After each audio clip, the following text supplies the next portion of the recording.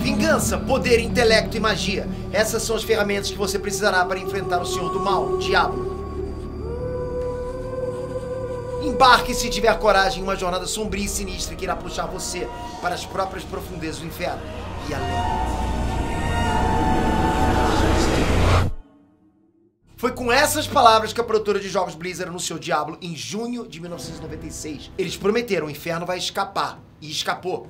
Em janeiro de 1997, saiu o primeiro jogo de uma franquia muito diferente de RPGs. Era o começo de uma jornada que se estendeu até os dias de hoje. Uma jornada que nunca deixou de puxar os jogadores para o mundo macabro. Diablo. É essa jornada completinha que você vai ver aqui nesse vídeo. Tudo que você precisa saber. Personagens, heróis, monstros, criaturas. A saga inteira de Diablo. Revele seu verdadeiro eu. Diablo. A nossa guerra termina hoje. Impérios.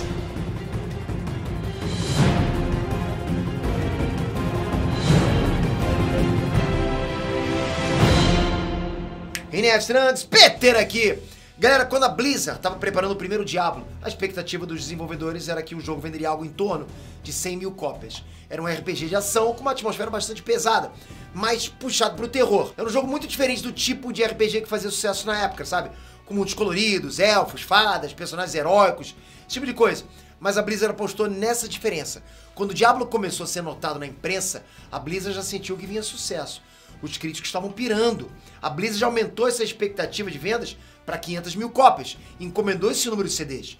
O nível de otimismo era esse, ok? Só que 450 mil cópias já foram reservadas na pré-venda. O jogo ainda não tinha saído e já estava quase esgotado. Foi o ponto de partida para um sucesso que nunca parou. Até 2001, o primeiro Diablo atingiu a marca de 2,5 milhões de unidades no mundo todo. Virou fenômeno. Esse sucesso dura até hoje. Diablo 4 já bateu a marca de 12 milhões de jogadores que jogam tanto por Xbox One, Series X e S, PlayStation 4, PlayStation 5 e PC. É sucesso total. É um jogo referência pra quem curte RPG.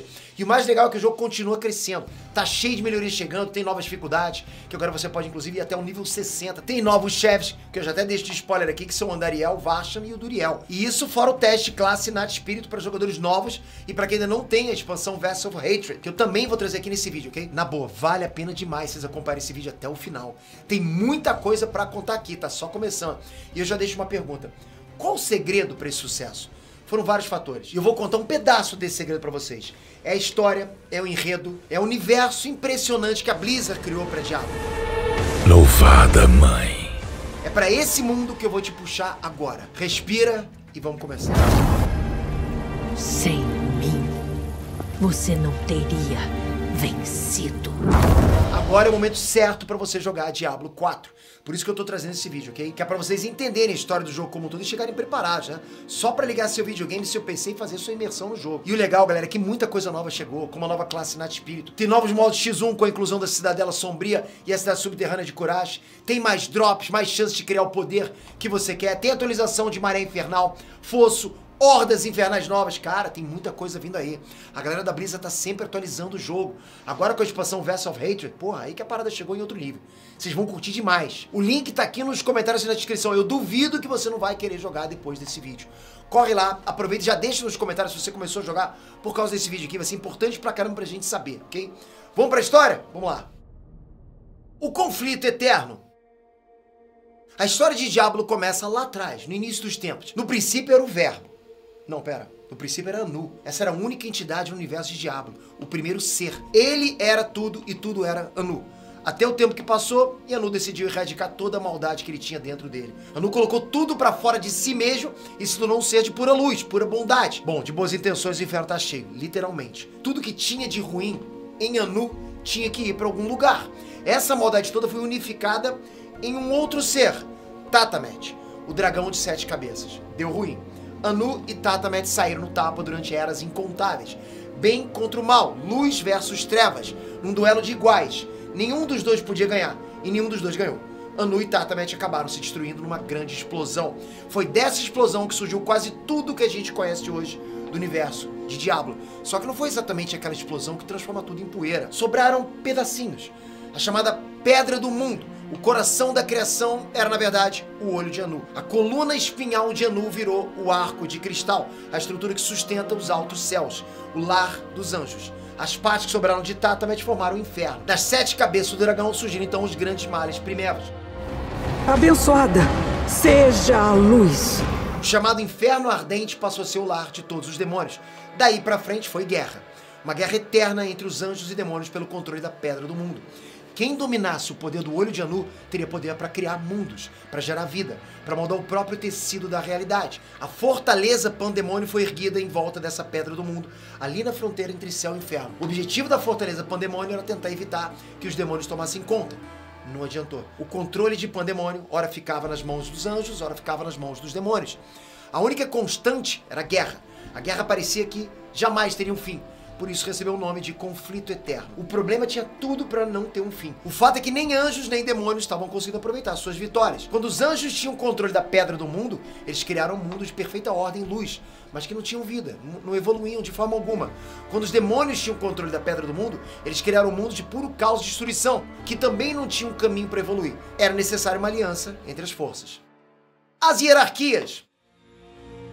Antes da gente avançar com essa história, eu vou abrir aqui um parênteses para vocês entenderem como estavam divididas as forças dos demônios e as forças dos anjos. No caso dos demônios, eles adoravam o caos, mas também não era bagunça.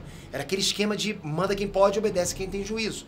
E quem estava no topo da pirâmide do Inferno Ardente eram os grandes males, aqueles que vieram diretamente das cabeças de Tatamet. É aqui que a gente conhece Diablo, a entidade que batizou a franquia inteira. Diablo era conhecido como o Senhor do Terror, e ele era um dos 3 males superiores. No mesmo nível de poder do Diablo, estavam Baal, o Senhor da Destruição, e Mefisto, o Senhor do Ódio. Diablo se tornou o inimigo principal da saga por ser o mais ambicioso dos 3, aquele com mais vontade de tocar o terror no universo. Em termos de poder puro, eles são praticamente equivalentes. Abaixo desses 3, a gente tem os 4 males inferiores, que são Asmodan, Lorde do Pecado, Belial, Lorde das Mentiras, Andariel, a Donzela da Angústia, e Duriel, o Lorde da Dor. Só coisa ruim mesmo. Cada um desses monstros comandava a própria legião de servos e criaturas, e de vez em quando rolava uma trairagem. Mas o inimigo maior de todos estava lá em cima. Tirana, a lei do paraíso nos proíbe terminantemente de interferir no mundo mortal. Lá em cima, nos altos céus, viviam os anjos. Todos os anjos vieram diretamente do poder de Anu. Só que tem uma pegadinha. Esse poder não era infinito. Ou seja, existe uma entidade máxima de anjos que podem existir ao mesmo tempo. Para outro anjo nascer, algum anjo tem que morrer e a sua energia precisa voltar para o arco de cristal. E tem uma outra pegadinha. Nem todos os anjos nascem iguais. Existe uma casta superior chamada de arcanjos. São 5 arcanjos no total e eles governam formando o chamado Conselho Angiris. Então a gente tem os seguintes arcanjos. Impérios, arcanjo do valor. Maltael, arcanjo da sabedoria. Tirael, arcanjo da justiça. Auriel, arcanjo da esperança. E Terael, arcanjo do destino. Só coisa boa, certo? Bem, você vai entender que não é bem assim, que o buraco é mais embaixo para nós, relés mortais. Mas a gente vai seguir com a história. A raça humana ainda vai surgir no meio dessa guerra. A criação de santuário. Como eu expliquei antes, o conflito eterno parecia sem solução. A forma como anjos e demônios estavam criando o mundo tinha seus problemas. Foi nessa que um anjo chamado de Inarius percebeu que era necessário algo diferente. Inarius era um conselheiro do Conselho Angiris, era braço direito de Tirael, mas estava desiludido com tudo aquilo. Ainda assim, Inarius seguia na luta. Ele era um anjo leal, até que aconteceu a desgraça. Inarius foi capturado pelos demônios. O paraíso não fala mais com você. Você pertence ao inferno! Foi no cativeiro que Inarius começou a expressar melhor o que ele pensava do conflito eterno. Ele colocou a boca no trombone mesmo, abriu o verbo com os demônios. As ideias de Inarius poderiam ter morrido ali. Os demônios não queriam saber do que aquele anjo estava falando. Exceto um demônio. Era Lilith, filha do Mefisto, a rainha dos súcubos. Lilith estava percebendo as mesmas coisas que Inarius. Aquela guerra era inútil. Eu não sei se vocês sabem, mas os súcubos são criaturas sedutoras. Lilith era de parar transo, sabe? Mesmo sendo demônio. Resultado, Inarius caiu na tentação da carne. E o contrário também aconteceu. Lilith acabou se apaixonando pelo anjo. Eu não preciso dizer que essa era uma paixão proibida. Se alguém descobrisse, ia dar muito ruim para os dois. Eles sabiam disso. Foi então que Lilith e Inarius bolaram um plano muito ousado. Roubar a Pedra do Mundo e eles mesmos usarem o artefato para acabar com a guerra. Lilith juntou seus seguidores, Inarius juntou os seguidores dele e eles realmente conseguiram. Os dois botaram a mão na Pedra do Mundo e vazaram. Os dois usaram juntos o poder da Pedra do Mundo. Dessa forma foi criada uma dimensão escondida, um mundo que combinava caos e ordem. Era um mundo de santuário, é um mundo onde se passam as aventuras da franquia. Os Nephilim. Foi o fim da guerra? Pra eles foi. Inarius, Lilith e os outros seguidores deles tinham um mundo de harmonia só pra eles. Era realmente um santuário, sem nada pra fazer. O que foi que rolou? Exatamente o que você tá imaginando. O amor floresceu, digamos assim, ok? Anjos e demônios se juntaram e geraram uma nova raça, os Nephilim. Milhares deles, dezenas de milhares deles. Os Nephilim se espalharam pelo mundo de santuário, exploraram cada canto, criaram cidades. Só tinha um detalhe para estragar essa tranquilidade. Os Nephilim eram mais poderosos que os anjos e os demônios. Foi a fusão de vontade de anjos e demônios que criou o primeiro mundo estável. Então, a fusão literal de anjos e demônios criou uma raça que era mais forte que as raças anteriores. Era uma situação que provocava medo, desequilíbrio. E se os Nephilim se voltassem contra seus ancestrais? E se o poder dos Nephilim atraísse as legiões dos altos céus e do inferno ardente? Surgiu um impasse. Como lidar com os Nephilim? Lilith tinha uma opinião, Inarius tinha outra. Foi ali que o casal acabou rompendo. Lilith era ambiciosa demais, ela queria usar o poder dos Nephilim para voltar e destruir tudo, acabar com os altos céus e acabar com o inferno ardente. Tudo no universo passaria então a ser controlado pelos Nephilim e Lilith comandaria os Nephilim. Inarius, que era mais sábio, preferiu se afastar para analisar a situação com calma. Ao mesmo tempo, os anjos e demônios que estavam em santuário estavam assustados e queriam simplesmente passar o rodo nos Nephilim. Lilith sentiu esse medo e resolveu atacar primeiro. Lilith organizou os Nephilim e causou uma chacina entre os anjos e os demônios. Foi só depois dessa matança que Inarius voltou e viu o estrago feito. E agora? Inarius era ainda um anjo. Ele não queria destruir Lilith. Ela tinha sido o grande amor da vida dele, o único amor da vida dele. Inarius então usou o poder da Pedra do Mundo para banir Lilith para além do universo conhecido, para um vazio absoluto. Ele achava que Lilith nunca voltaria de lá. Sabia de nada, o inocente. Mas ainda existia a questão do que fazer com o santuário, do que fazer com os Nephilim. Mais uma vez, Inarius foi piedoso.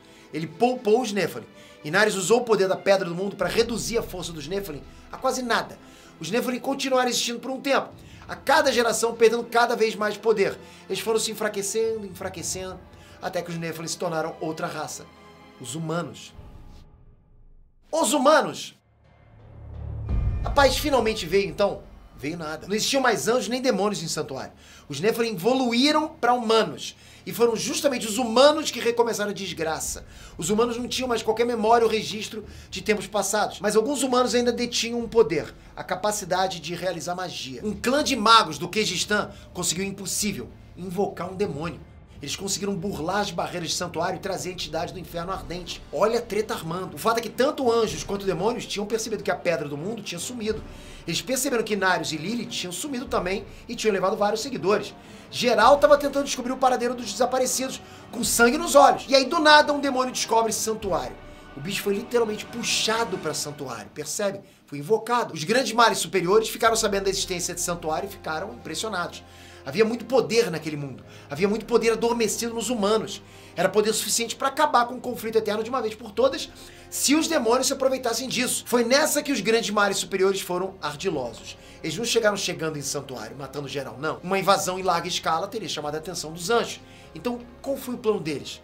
Corromper a humanidade aos poucos. Foi então que eles criaram o Triuno, um falso culto com 3 entidades. Na teoria, esse culto iria guiar a raça humana para um destino melhor.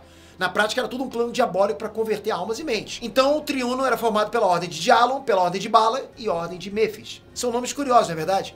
Djalon, Bala e Mephis. Ou seriam Diablo, Baal e Mefisto. Os grandes males nem se preocuparam em dar uma disfarçada melhor, mas os humanos compraram essa ideia assim mesmo. O grande líder do Triuno era Lucian. Lucian, filho de Mefisto e irmão de Lilith. Lucian era ambicioso igual a irmã e queria herdar os negócios da família. Só que o santuário não era bagunça. Inarius ainda estava lá, observando, cuidando da raça humana, seus descendentes. Inarius poderia ter pedido ajuda dos altos céus, mas ele sabia que isso ia levar ao conflito eterno para o santuário. Ele decidiu então resolver isso tudo sozinho. Ele resolveu combater religião com religião e fundou a Catedral da Luz, uma religião verdadeiramente positiva. Inarius assumiu uma forma humana e adotou o nome de profeta. Durante séculos, as duas religiões ficaram nesse impasse, tentando convencer as pessoas, tentando conquistar as almas dos mortais, mas sem partir para um confronto direto. Os dois lados sabiam que um confronto direto ia chamar a atenção dos altos céus. Mesmo assim, era mais ou menos óbvio que esse atrito ia terminar em guerra. E a guerra veio. A Guerra do Pecado. Então, de um lado, a gente tinha o Triuno. Do outro lado, a gente tinha a Catedral da Luz. E quem não seguia nenhum desses lados? É aqui que entra o fazendeiro chamado Udician ou Diomed. Udician percebeu que os dois lados estavam servindo somente seus próprios interesses no final das contas. O povão mesmo continuava sendo explorado pelos poderosos. Ao mesmo tempo, Udician acabou se envolvendo com uma nobre que pensava parecido. Essa nobre se chamava Lilia e colocou pilha para Udician comandar uma rebelião do povo e derrubar as duas igrejas. Udician foi parar atrás das grades, acusado de um assassinato que ele não cometeu. A revolta só cresceu no coração dele. E foi aí que algo bizarro demais aconteceu. Udician despertou seus poderes ancestrais, os poderes que vinham desde a era dos Nephilim. Udician usou esses poderes para fugir junto com um grupo de rebeldes e com Lilia. E os poderes de Udician continuaram crescendo e ele ganhou uma habilidade extra: despertar os poderes dos outros. A rebelião contra Triune e a Catedral da Luz tomou força, envolveu o mundo inteiro. O que estava rolando realmente? Lilith. Lilith era Lilia disfarçada. De alguma forma, Lilith tinha conseguido escapar do vazio, voltar para o santuário e estava por trás de tudo. Sem ninguém perceber, Lilith usou o poder da Pedra do Mundo para despertar o poder ancestral de Udician. E aqui a gente tem mais uma reviravolta. Udician era o descendente direto de Hatman, o primeiro Nephilim, aquele que tinha nascido do amor de Lilith e Narius. Ou seja, Udician era tipo o tataraneto da própria Lilith. E qual era o plano da Lilith? O mesmo plano de sempre: derrubar as forças dos altos céus e do inferno ardente. Ela nunca mudou de opinião, ela nunca mudou de objetivo. Ela estava despertando o poder Nephilim dos humanos para tentar completar o que ela tinha planejado lá atrás. Só que deu ruim. Aquilo que o Udician mais detestava era ser manipulado por gente com seus próprios interesses, lembra? E agora o Udician tinha poder suficiente para escapar das garras de Lilith. Ele se revoltou contra a própria tataravó. O Udician destruiu Lilith? Nada. De novo, Lilith só foi banida para o vazio. A gente já imagina que ela volta. Lilith já conhece o caminho, não é verdade? Enfim, a situação piorou porque a treta toda chamou a atenção dos altos céus. Finalmente, os anjos ficaram sabendo de santuário. Eles perceberam que os demônios já estavam infiltrados lá e o pau estava atorando entre os seguidores de Udician com um poder absurdo e todo o resto. Os anjos vieram na voadora. Os demônios vieram na voadora. Santuário realmente virou um campo de batalha para o conflito eterno. Foi o Udician que percebeu que aquilo não ia acabar bem. Foi o Udician que terminou com tudo. O Udician deu a própria vida, consumiu todo o poder para banir anjos e demônios para fora de santuário. O Udician também conseguiu apagar a memória de todos os humanos sobre os eventos, sobre os poderes que eles tinham despertado. Basicamente, ele resetou o santuário, mas o estrago já estava feito. Pela primeira vez, anjos e demônios tiveram a plena noção do poder escondido dentro dos humanos. O Conselho Angiris e os Grandes Males se juntaram para conversar pela primeira vez, para decidir o que fazer com aquela ameaça. Bateu medo mesmo. Foi Tirael, líder dos anjos, que decretou: o sacrifício de Udician era uma prova de que os humanos tinham um lado bom. Foi decidido então que a raça humana seria deixada em paz para fazer suas próprias escolhas. Era algo inédito, anjos e demônios concordando com alguma coisa. E foi decidido também que a Pedra do Mundo poderia permanecer em santuário. Infelizmente, essa trégua teve um preço alto para Inarius. Ninguém menos que Mefisto, pai da Lilith, exigiu Inarius como prisioneiro. O Conselho Angiris concordou com a exigência. Bora combinar que Inarius era um traidor aos olhos dos anjos. E assim, Inarius permaneceu 3.000 anos nas mãos de Mefisto, sofrendo torturas absurdas. O exílio sombrio. A paz finalmente veio então? Vi nada. Tinha uma trégua entre anjos e demônios, mas é óbvio que os demônios não sabem respeitar uma trégua. Nunca que eles iriam abrir mão de tanto poder e ficar de bobeira no canto deles, nunca. Mas dessa vez o inferno ardente rachou. Os três mares superiores queriam voltar ao esquema antigo de influenciar e corromper os humanos. Eles queriam usar o poder dos humanos para derrubar os anjos. Mas os mares inferiores não queriam isso. Os 4 mares inferiores queriam de volta aquele conflito eterno raiz. Aquela guerra moleque, saca? Os mares inferiores não entendiam como os humanos estavam tão valorizados. Eles achavam que os demônios eram superiores e não precisavam de ajuda de ninguém para derrotar os anjos. Manda quem pode, obedece quem tem juízo. Não mais. Asmodã, Belial, Andariel e Duriel se uniram para se rebelar contra Diablo, Baal e Mefisto. E funcionou. Eles conseguiram convencer os outros demônios de que os mares superiores estavam errados. Resultado: Diablo, Baal e Mefisto foram banidos do inferno ardente. Banidos para onde? Para santuário. Asmodã calculou que a presença desses três em santuário iria chamar a atenção dos anjos. Ele imaginou que os anjos iriam invadir santuário, que a guerra iria recomeçar e os altos céus ficariam desprotegidos. Errou feio. Na verdade, esse exílio era o plano do Diablo, Baal e Mefisto todo esse tempo. Eles tinham manipulado Asmodã. Qual era a lógica? Se Diablo, Baal e Mefisto fossem banidos para santuário, então isso não seria considerado uma quebra de trégua. Faz algum sentido? Para a raça humana não importa. Os três grandes males devastaram o santuário. Eles assumiram os poderes humanos e destruíram o máximo que podiam. Espalharam dor e sofrimento por todas as regiões. Esse caos todo não passou em branco. Tirael percebeu que o santuário estava mergulhado até o pescoço nessa presença maligna. Então, Tirael podia chamar o Conselho Angiris e recomeçar o conflito eterno. Ou ele podia resolver tudo por debaixo dos panos. Tirael escolheu o caminho que resultaria em menos derramamento de sangue. Ele decidiu resolver isso pessoalmente. Tirael reuniu humanos de todos os clãs de magos de santuário e formou uma nova casta, os Rohadrim. Os Rohadrim era tipo uma ordem de paladinos com uma missão muito clara: erradicar todo o mal de santuário, em nome da justiça, em nome da luz. Tirael também sabia que os Rohadrim não iam conseguir dar conta dos grandes males de mãos vazias. O que ele fez? Tirael removeu 3 lascas da Pedra do Mundo. Tirael criou então um artefato chamado de Pedras da Alma, que serviriam para aprisionar as essências malignas de Diablo, Baal e Mefisto. Deu trabalho, foram anos de caçada, com os Rohadrim enfrentando legiões de monstros até chegar nos chefões. Mefisto foi o primeiro a ser capturado nas terras de Kyrgyzstan. Mas não era só capturar o capiroto e deixar a pedra em qualquer lugar. Não. A Pedra da Alma de Mefisto ficou guardada na cidade de Kurash e protegida por uma ordem religiosa. Os Zakaron. Baal deu ainda mais trabalho. A gente está falando agora do Senhor da Destruição. A batalha para vencer Baal foi insana. No meio da luta aconteceu o pior. Quebrou a Pedra da Alma que seria usada para aprisionar uma coisa ruim. Se Baal fosse aprisionado num artefato quebrado, ele iria se soltar em 2 tempos. Foi aí que o Rohadrim Tal-Rasha se apresentou como voluntário. Tal-Rasha iria usar aquele fragmento da Pedra da Alma para combater a força de Baal por toda a eternidade e impedir que o demônio escapasse. Tal-Rasha, com a essência de Baal dentro do próprio corpo, foi então aprisionado com correntes inquebráveis numa tumba no Cânion dos Magos. Por último, a gente teve Diablo. Diablo foi o mais ardiloso. Ele conseguiu escapar da perseguição dos Rohadrim por mais de 15 anos, até que cercaram Diablo em Kanduraj. Foi uma batalha selvagem que quase destruiu a ordem inteira dos Rohadrim, mas funcionou. Diablo foi aprisionado numa Pedra da Alma e o artefato foi muito bem escondido. A Pedra da Alma com a essência de Diablo foi guardada numa caverna, no final de um labirinto. Em cima da entrada foi construído um monastério para impedir que qualquer um encontrasse a Pedra da Alma de Diablo. A paz finalmente veio então? Sim, durante só 2 séculos, até que os jogadores chegaram. Diablo! Sim, galera, rolou muita história, muita lore até os jogadores conseguirem participar dessa saga no primeiro Diablo. É claro que tudo isso foi contado aos pouquinhos, ao longo das décadas. Eu que escolhi trazer pra vocês na ordem cronológica certinha, desde o início dos tempos até o momento em que os primeiros heróis chegam na cidade abandonada de Tristram. Agora vocês têm a noção exata da guerra sem fim entre as forças do bem e as forças do mal. Mas vamos focar agora em Tristram. Vamos focar no que acontece no primeiro jogo. O fato é, 200 anos são muito tempo. Vilas inteiras foram erguidas ao redor daquele monastério, no reino de Kanduraj. Entre elas, a cidade mais próxima do monastério recebeu o nome de Tristram, a capital do reino. Infelizmente, 200 anos são mesmo muito tempo. Tempo suficiente para a ordem dos Rohadrim cair no esquecimento. Tempo suficiente para o próprio monastério cair no esquecimento. Quem governa Kanduraj é o rei Leoric. É ele que converte o antigo monastério numa catedral e nomeia Lazarus como seu arcebispo. O que ninguém sabia é que o próprio Diablo estava lá embaixo arquitetando a fuga dele. Tudo que ele precisava era um hospedeiro humano para conseguir escapar. Só que mesmo dentro da Pedra da Alma, Diablo conseguia influenciar as pessoas. A primeira vítima do poder do Diablo foi justamente o arcebispo Lazarus. Só que Lazarus não era o alvo final do Diablo. Diablo queria o próprio rei Leoric. Foi assim que Lazarus começou a colocar ideias ruins na cabeça do rei. Foi essa influência negativa que fez o rei Leoric declarar guerra aos reinos vizinhos. Leoric acabou se tornando um rei sanguinário. Quanto mais barbaridade Leoric cometia, mais fácil seria a dominação final nas mãos de Diablo. Felizmente, ou infelizmente, Diablo subestimou a força da vontade do rei.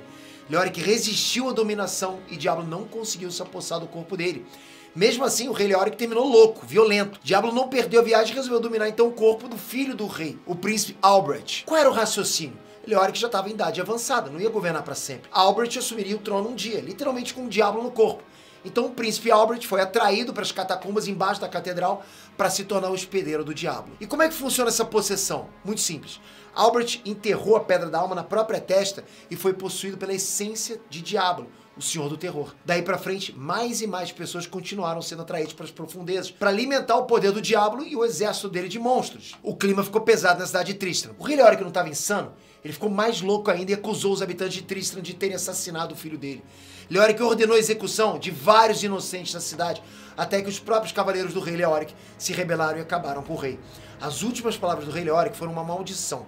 Ele condenou todos os cavaleiros dele a servirem ele por toda a eternidade, como esqueletos animados. É nesse ponto que chegam os heróis em Tristram, os jogadores. No jogo, era possível escolher entre ser um guerreiro, uma ladina e um feiticeiro. Canonicamente, esses 3 heróis participaram de todos os eventos do jogo. Eles desceram até as profundezas da Terra num trio. Canonicamente também, a Blizzard depois explicou que o guerreiro era ninguém menos que o príncipe Aidan, o outro filho do Leoric. Aidan estava ali para investigar o sumiço do irmão. Ao longo dessa jornada, os heróis tiveram apoio dos últimos habitantes de Tristram, incluindo uma velha bruxa, um ferreiro e outros. Entre esses aliados se encontra o sábio Deckard Cain. Ele é o último dos Rohirrim, ainda que ele mesmo não coloque muita fé nas lendas antigas. É até irônico, Deckard Cain é descendente de Jared Cain, o Rohirrim que liderou a batalha final contra o Diablo na região. São os eventos sinistros de agora que fazem Deckard Cain voltar a acreditar nas histórias que ele ouvia e assumir realmente o papel de um Rohirrim. Os heróis descobriram que a catedral descia até as catacumbas, que as catacumbas desciam até as cavernas, que as cavernas desciam até as próprias profundezas infernais. No caminho, eles acabaram enfrentando ameaças terríveis, incluindo o rei Leoric e o exército dele de esqueletos. No final de tudo, os heróis chegaram até Diablo. O demônio foi derrotado e a Pedra da Alma foi arrancada do corpo do príncipe Albrecht. Mas isso não resolveu o problema. O jogador assiste o personagem dele pegar a Pedra da Alma e enterrar o artefato na própria testa, se tornando um novo hospedeiro do Diablo.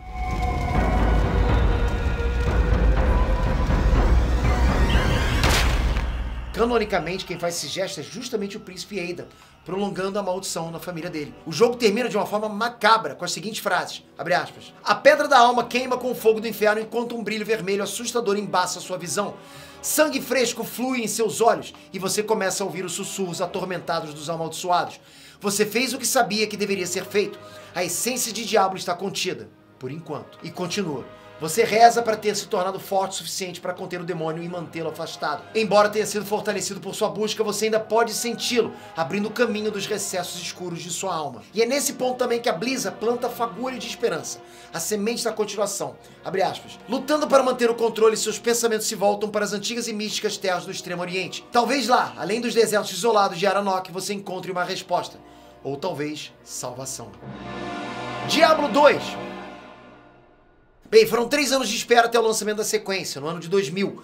Foram 3 anos com os jogadores chocados com aquele final e pensando o que poderia acontecer com o herói. O personagem acabou sendo batizado de Andarilho Sombrio. Para surpresa de 0 pessoas, o Andarilho Sombrio não conseguiu resistir ao poder do Diablo. O Capiroto não conseguiu se manifestar fisicamente, mas o fato é que a mente do príncipe Aidan caiu em controle absoluto da entidade maligna. E Diablo só tinha uma ideia na cabeça, encontrar e libertar seus irmãos, Baal e Mephisto. É nesse ponto que surge uma segunda leva de heróis. Aquele trio original do primeiro jogo é carta fora do baralho. Aidan sucumbiu ao poder do Diablo e tanto a Ladina quanto o Mago também foram corrompidos de alguma forma. Sim, galera, você pode até achar que venceu o primeiro jogo, mas a verdade é que tudo deu errado no final. Esse novo grupo de heróis resgata Deckard Cain das garras do mal e ele se torna uma espécie de guia do time nesse início. Deckard Cain explica o tamanho da treta que eles precisam impedir. A equipe tem que chegar antes no Andarilho Sombrio, nos lugares onde estão as pedras da alma de Baal e Mephisto. É uma perseguição desesperadora. A primeira parada dessa jornada acontece no Monastério das Irmãs do Olho Cego. Essa é a mesma ordem de onde partiu a Ladina do jogo original. Agora a ordem inteira foi corrompida por ninguém menos que Andariel, a donzela da angústia, um dos males inferiores. Diablo invocou a ajuda de Andariel para realizar seus planos. Andariel fracassa em destruir os heróis e acaba indo de arrasta para cima. Mesmo assim, Andariel conseguiu comprar tempo para o Andarilho Sombrio continuar um passo à frente dos heróis. Resultado, os heróis chegam atrasados na tumba de Tal Rasha. Lembra da história dele? Tal Rasha foi o Rohirrim que aprisionou Baal no próprio corpo. Depois, Tal Rasha foi preso com correntes indestrutíveis. Bom, os heróis chegam tarde demais na tumba. No lugar de Tal Rasha, eles encontram o anjo de Tirael. Como assim? Baal escapou e colocou um anjo no lugar dele. Baal também tinha colocado Duriel para guardar a tumba. Duriel, o Senhor da Dor, era outro dos males inferiores. Duriel também não foi páreo para o grupo de heróis e foi destruído. O Andarilho Sombrio agora está indo para o templo de Kurash, onde Mephisto foi aprisionado. A antiga ordem de Zacaron, que protegia o templo, também foi corrompida. Pior, Mephisto já estava solto fazia um tempão. Mephisto foi malandro. Ele repartiu a joia dele da alma em diversos pedaços e compartilhou esses pedaços entre os sacerdotes de Zacaron para aumentar o poder deles. Enquanto isso, Mephisto estava de boas, ocupando o corpo do sumo sacerdote de Zacaron. Então, os irmãos se reencontram. Diablo, Baal e Mephisto. Completou-se a desgraça. Os três abrem um portal para o inferno ardente. Diablo deixa para trás o corpo de Aidan, o Andarilho Sombrio. Mephisto também fica para trás com a missão de proteger o portal. Os heróis conseguem encarar e derrotar Mephisto, ficando com a joia da alma dele. É nesse ponto que os heróis recebem uma missão especial de Tarael: resgatar o anjo Izual das profundezas do desespero. Um plano de existência de puro horror. Izual é resgatado e faz uma das maiores revelações da história da franquia. Foi tudo um plano dos grandes males, desde o começo. Como assim? Izual foi o arquiteto do exílio sombrio que baniu Diablo, Baal e Mephisto para Santuário. Izuo estava macumunado com esses três. O anjo manipulou os males menores para acharem que essa ideia partiu deles. Por quê? Diablo, Baal e Mephisto queriam ser aprisionados em joias da alma. Eles sabiam que vincular a essência deles com o fragmento da Pedra do Mundo seria uma forma de atingir a vida eterna, né? Já que as joias da alma são, na verdade, indestrutíveis. Izuo ensinou os demônios como corromper as joias da alma, como continuar influenciando os humanos mesmo aprisionados nos artefatos. Tirael e Jorhadrin foram enganados. Todos foram enganados. Izuo e os capirotos só erraram num detalhe. Dá para destruir as joias da alma. Existe uma arma do inferno ardente batizada de Martelo da Forja do Inferno. Com esse martelo, é possível despedaçar permanentemente uma joia da alma. Assim, as joias da alma de Diablo e Mephisto são completamente obliteradas e esses grandes males são extintos para sempre. Fim da história? Não. Cadê a joia da alma de Baal? A joia da alma de Baal foi entregue para Tirael, para o anjo proteger o artefato. Só que não era Tirael. Era Baal disfarçado. O próprio Baal agora está de posse da própria joia da alma. Lord of Destruction. Baal não perdeu tempo, nem a Blizzard. A expansão Lord of Destruction saiu exatamente 1 ano depois de Diablo 2. E a história vem na pressão. As forças de Baal estão avançando em direção ao Monte Arreate, onde fica a Pedra do Mundo. O lugar era protegido por um clã de bárbaros, mas eles são massacrados. Mais uma vez, a solução está nas mãos dos jogadores, nas mãos dos heróis. Infelizmente, os heróis precisam primeiro conquistar a confiança dos outros bárbaros que vivem na região de Arrogat. A ironia disso tudo é que um certo Nilatak é justamente a pessoa que não merece a confiança de ninguém. Nilatak era o conselheiro da tribo e fez um acordo com Baal. Nilatak deu acesso para a câmara onde ficava a Pedra do Mundo na condição de que Baal poupasse Arrogat da destruição. Vocês acham mesmo que Baal ia cumprir a parte dele no acordo? Bem, Nilatak caiu nessa conversa mole. Enquanto isso, os heróis tiveram que ralar muito para convencer geral de que eles eram confiáveis. Nilatak acabou recebendo o que ele merecia. Ele foi desmascarado e morto pelos heróis. Ainda assim, os heróis precisaram provar seu valor para os espíritos anciões. Os espíritos antigos Nephilim que povoaram a região muito tempo atrás. No final de tudo, os heróis finalmente conseguem encurralar Baal e enfrentar ele diante do trono da destruição. Baal é derrotado, mas é tarde demais. Tirael surge para contar que tudo está perdido. A Pedra do Mundo já foi contaminada pela força maligna de Baal. As fronteiras entre o mundo dos mortais e o inferno ardente estão sendo rompidas. Vai ser o fim de tudo. É então que Tirael toma uma decisão insana. Ele destrói a Pedra do Mundo, o coração da criação, o olho de Anu, o artefato mais poderoso que já existiu. Tirael acaba indo de arrasta para cima no processo.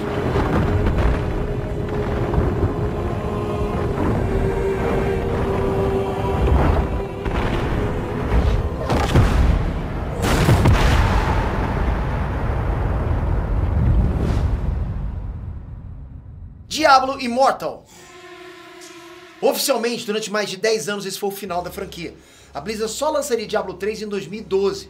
Para todos os jogadores, a saga tinha terminado ali. Cronologicamente, o intervalo foi maior ainda, 20 anos. Durante 20 anos, Santuário viveu em relativa paz, reconstruindo o que foi devastado pelas guerras. Mas esse intervalo não ficou livre de tretas. E dentro desse intervalo de tempo, entre os eventos de Diablo 2 e o começo de Diablo 3, que se passa o jogo móvel Diablo Immortal. A história de Diablo Immortal acontece 5 anos depois da destruição da Pedra do Mundo. De novo, o sábio Deckard Cain reúne um grupo de heróis para uma missão que pode determinar o destino de Santuário. Dessa vez é necessário localizar e destruir fragmentos da Pedra do Mundo que estão espalhados por Santuário. E é interessante que a Blizzard apresenta aqui vários elementos que nunca tinham sido mencionados antes. Diablo Immortal vai girar basicamente em torno do conflito entre duas forças secretas, os Imortais e as Sombras. Os Imortais são uma facção humana dedicada a proteger Santuário. As Sombras são um grupo criado para testar os Imortais. A origem dos Imortais está ligada a uma mulher que viveu muito tempo atrás, Daedessa, a construtora. Ela conhecia o poder das forças que ameaçavam o Santuário e queria proteger seu mundo. Mas Daedessa não era uma guerreira, ela era uma construtora, uma artesã. Foi nessa que ela criou um artefato poderosíssimo, a Coroa Eterna. Daedessa passou a Coroa Eterna para o seu filho Kion e encarregou Kion de formar um grupo para proteger Santuário. Nasciam ali os Imortais. E de onde vieram as Sombras? De Eikba, a outra filha de Daedessa. Daedessa tinha visão, ela sabia que o poder podia corromper qualquer um, até mesmo o poder da Coroa Eterna. Então Daedessa passou outra missão para a filha, criar um grupo rival que iria constantemente buscar falhas nos Imortais e deixar os Imortais sempre de prontidão, sempre íntegros. Esse grupo ficou conhecido como Sombras. Mas o que aconteceria se as Sombras derrotassem os Imortais? Aí o jogo invertia. As Sombras se tornariam os novos Imortais, os novos Guardiões da Coroa Eterna. E foi o que aconteceu. Eikba derrotou o irmão Kion e assumiu o comando dos Imortais. Só que Eikba entendeu a estratégia da mãe. Eikba então manobrou para que fosse criado também um novo grupo de Sombras, para continuar esse ciclo eterno. Diablo 3. Mas então a gente chega em Diablo 3, 20 anos depois da destruição da Pedra do Mundo. E agora? Santuário tá diferente. As passagens para os altos céus e para o inferno ardente estão abertas. Vários humanos despertaram seus poderes de Nephilim.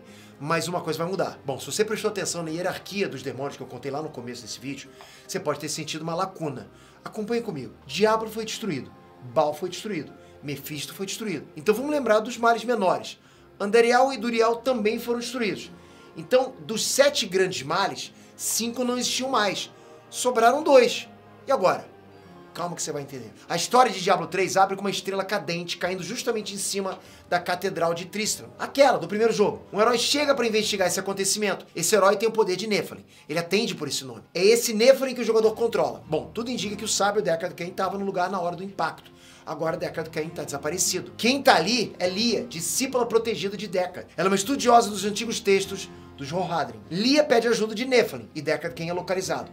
Os 3 juntos, então, descobrem algo surpreendente. A estrela cadente, na verdade, era uma pessoa. Esse estranho não tem memória. Ele lembra somente que ele carregava uma espada e que essa espada foi dividida em 3 partes. Nephilim consegue recuperar os pedaços, mas surge uma nova personagem em cena.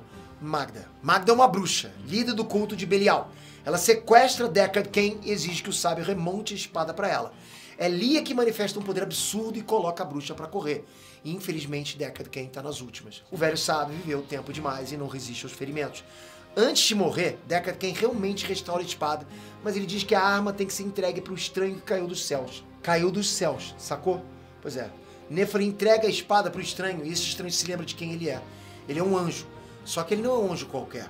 Ele é ninguém menos que Tirael. Tirael não tinha morrido destruindo a Pedra do Mundo? E eu não expliquei que as energias dos anjos se renovam? Quando um anjo tomba, a energia dele volta para os altos céus e nasce outro anjo. No caso do Tirael, ele simplesmente renasceu mesmo. E como que ele foi parar de volta em Santuário? Tirael desistiu de convencer os outros anjos que a raça humana deve ser protegida. Ele abriu mão da imortalidade dele para voltar para Santuário como um homem e avisar geral de uma nova ameaça.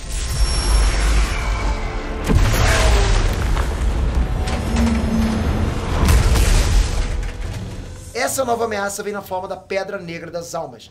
Essa é uma versão sombria da Pedra do Mundo. O artefato foi concebido por um certo Zoltun Kuel, o Rohirrim renegado que queria dominar o poder de anjos e demônios ao mesmo tempo. Zoltun Kuel acabou morto pelos outros Rohirrim antes de terminar o trabalho dele, antes de concluir a Pedra Negra das Almas. Mesmo assim, a essência de Kuel permaneceu viva nos seus arquivos, buscando uma forma de construir a Pedra Negra das Almas. Agora a Pedra Negra das Almas está concluída e está na mira de Asmodan, o Senhor do Pecado, e Belial, o Senhor da Mentira. Você pensou que era tão esperta,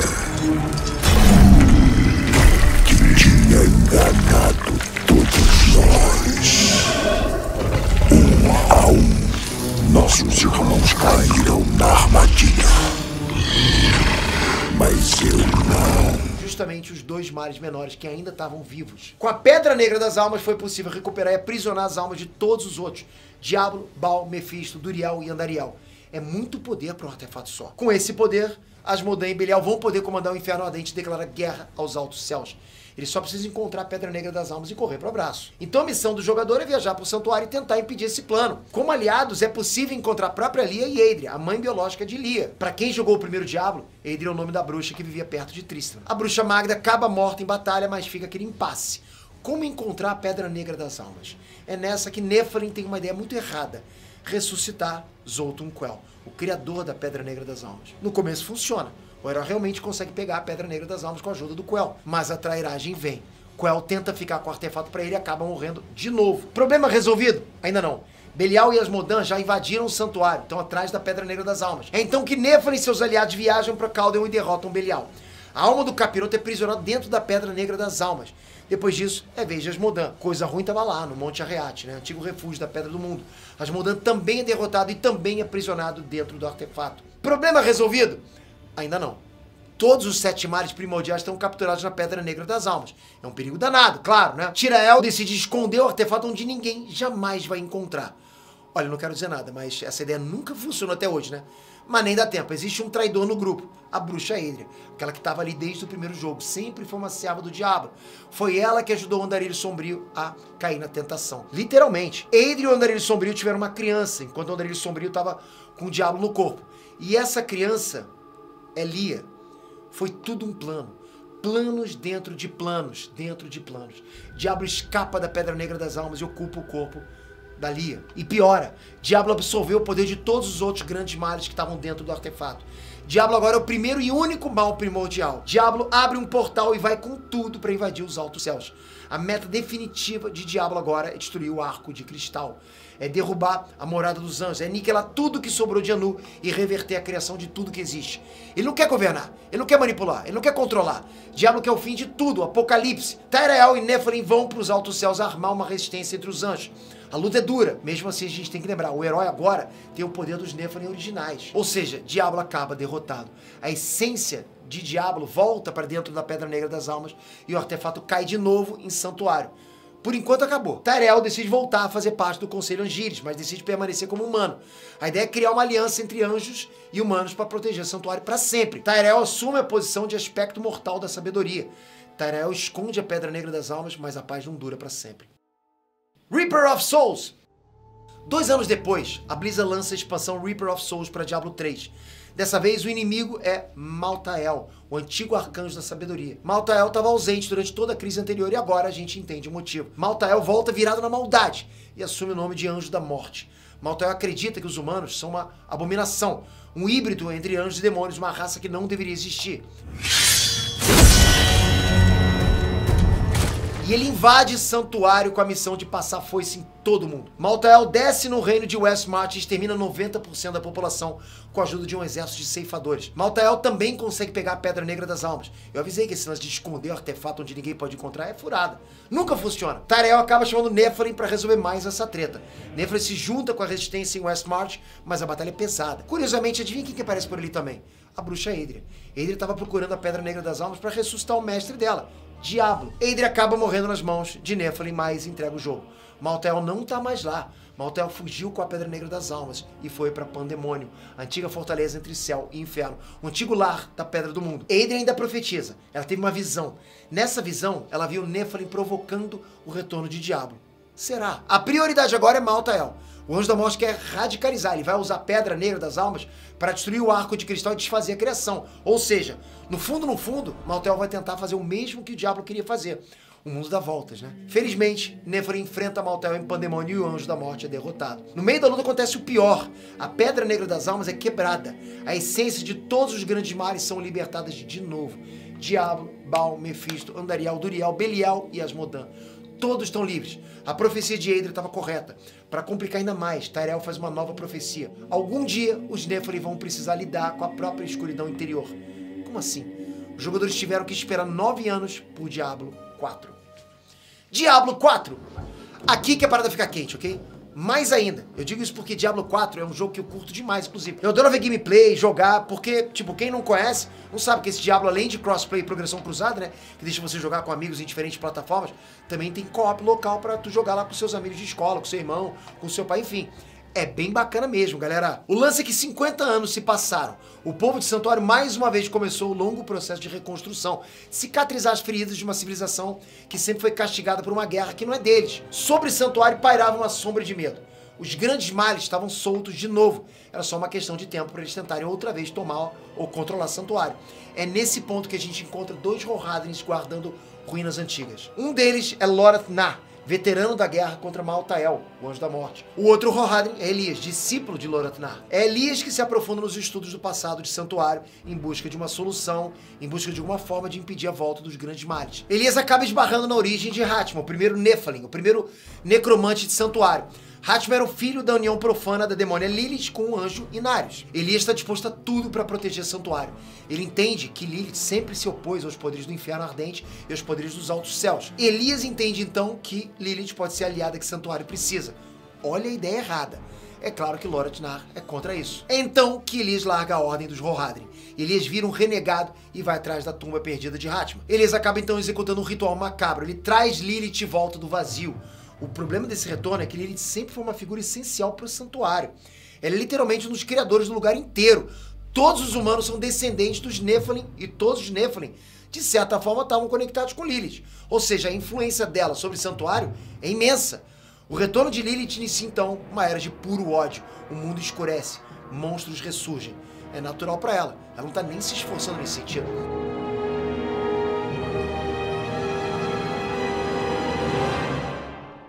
É nesse contexto também que retorna outro personagem. Um personagem que estava sumido por 3.000 anos. o anjo Inarius. Lembra que Inarius tinha sido feito prisioneiro nas mãos de Mephisto? Inarius está de volta e está mudado. 3.000 anos de tortura mudam qualquer um. Inarius antes era sábio e piedoso. Agora tudo que ele quer é retornar para os altos céus, viver entre seus pares. Ainda assim, Inarius sabe que a mancha de traidor ainda está com ele. Então ele entende que só existe uma forma dele recuperar a confiança dos altos céus: destruindo Lilith. Então ele está tão obcecado que ele mesmo deixa um rastro de morte. Inarius chega a destruir o espírito de Hatman, o próprio filho com Lilith. A princípio, os objetivos de Inarius e do herói principal, o herói controlado pelo jogador, são os mesmos. Os dois querem colocar um fim nos planos de Lilith. Inarius quer aniquilar Lilith para sempre, enquanto o jogador busca aprisionar Lilith numa nova joia da alma. E qual é o plano da Lilith, afinal? O mesmo de antes: destruir os grandes males, despertar os poderes dos Nephilim na raça humana, dominar tudo. O primeiro passo do plano dela envolve a destruição de Mephisto, o próprio pai. Lilith invade o inferno ardente com sangue nos olhos para absorver o poder de Mephisto. Mas quem surge no caminho dela? Inarius. É certeza de climão? Sim, mas um climão que termina com a morte de Inarius. Você pertence ao inferno!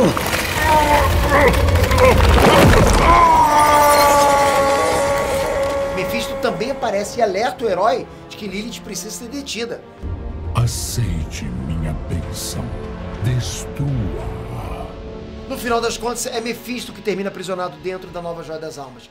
Para deter Lilith, a batalha final acontece no braço, entre o herói controlado pelo jogador e a rainha dos súcubos.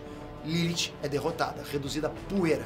Antes de morrer, Lilith manda real: sem mim, você não teria vencido. E os custos serão maiores do que você pode pagar.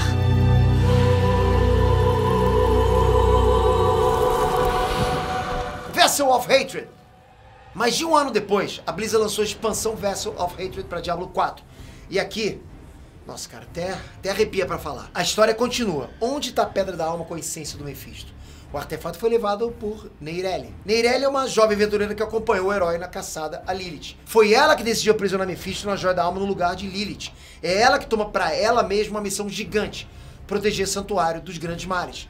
Neyrelle está determinada a capturar todos os grandes males sozinha. Se você prestou atenção até aqui, você deve ter percebido um dos grandes temas do mundo de Diablo. De boas intenções, o inferno tá cheio.